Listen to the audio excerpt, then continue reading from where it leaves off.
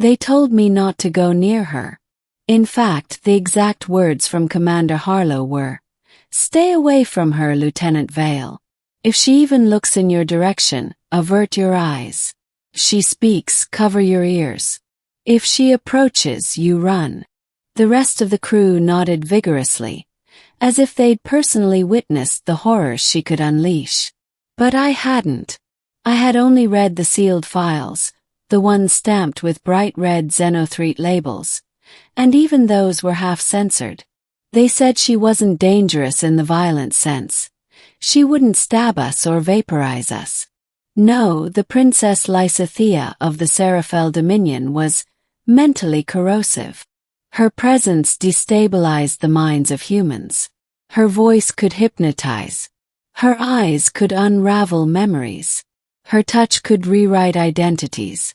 At least, that was what they claimed.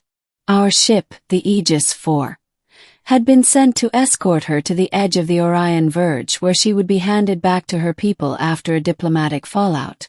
No one explained what the fallout was, or why the Dominion, one of the most powerful alien empires in the sector, had suddenly decided they wanted their princess back after decades of estrangement.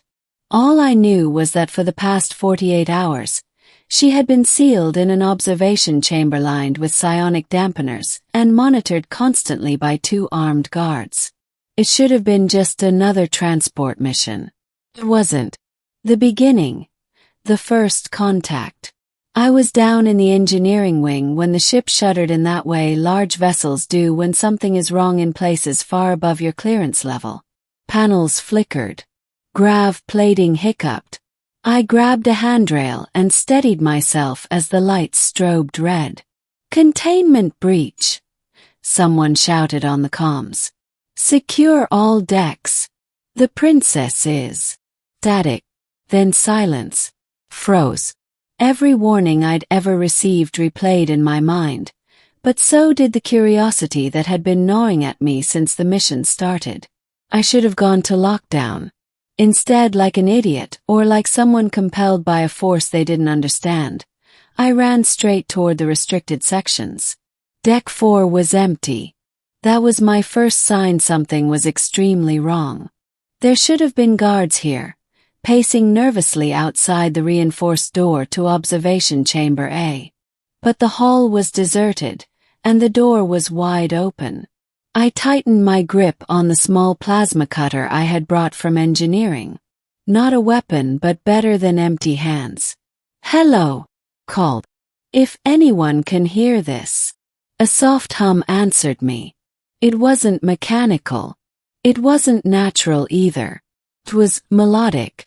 I stepped into the chamber. And there she was.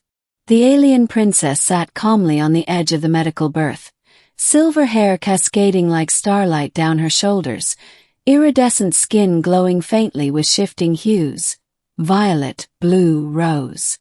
Her eyes were unlike anything I had ever seen, black, deep, luminous, like miniature nebulae swirling in slow motion. She looked up at me, and for a moment I forgot the warnings. Forgot my name. I forgot the plasma cutter in my hand. "Lieutenant Vale," she said in a voice soft enough to be gentle, strong enough to be irresistible. Finally. I opened my mouth to speak, but she raised a hand and every word died in my throat. "Do not fear. I did not harm your crew. They merely sleep. It is easier that way." Her voice didn't hypnotize me, but it aligned me. Like every word she spoke snapped into place with some hidden truth inside my mind. "Why are you out of containment?" Managed. She smiled faintly, almost sadly. "Because I needed you to find me." The middle, her secret. I should have run. I should have sounded an alarm. Instead, I stood rooted in place as she approached, slowly, gracefully, as if gravity bent differently around her. "They warned you about me," she said, stopping inches away. "But they never told you why." I swallowed. "Because you're dangerous." "I am," she agreed. "But not to you." She reached out and brushed her fingers against my temple. I flinched, expecting a psychic invasion. Instead, memories flooded. Not lost memories, not new ones, but ones that had been buried so deep they barely felt like mine. Small escape pod. Flames. Crying. A figure lifting me from wreckage. Luminescent. Gentle. Sorrowful. You were the child from the Nova collapse, she said quietly. I saved you. Your people erased the truth to protect themselves. My head spun. That's not possible. I was told the rescue team was human. That was their lie, she whispered. I carried you through the foldstorm in my arms. I shielded your mind with my own. I bound a piece of my psychic pattern to yours so your fragile consciousness would survive. I staggered back. You bonded with me. Yes. She held my gaze. And that bond calls me across the stars. It is why your people should never have kept us apart. I tried to make sense of the whirlwind in my skull. Why? What do you want from me? Her voice softened. To warn you. The room felt colder suddenly. The Dominion is not coming to reclaim me, she said. They are coming to erase the mistake of my compassion. They want to destroy the one human who carries Seraphel resonance inside them. Me, I breathed. You. The ship rumbled then, a deep, planet-shaking groan. She glanced upward. They're here. Through the small viewport of the observation deck, I saw it. A massive, wing-shaped vessel sliding out of fold space, dwarfing our cruiser like a god descending from the heavens. We have to run, I said instinctively. No, she replied firmly. If we run, the Dominion will see you as prey. If you hide, they will find you. There is only one way to survive this. She stepped close again, her eyes swirling faster. You must accept the bond one forged in infancy. You must complete it. I felt my pulse thunder. What does that mean? It means, she said, placing her palm over my chest, that you will no longer be human alone. The end. The choice and the revelation. The ship's hull screamed as the Dominion vessel unleashed its first tractor lash. The Aegis. 4 shuddered violently. I looked into her eyes, those nebulae, those impossible stars, and felt a warmth surge through me. Old pain dissolved. Fear faded.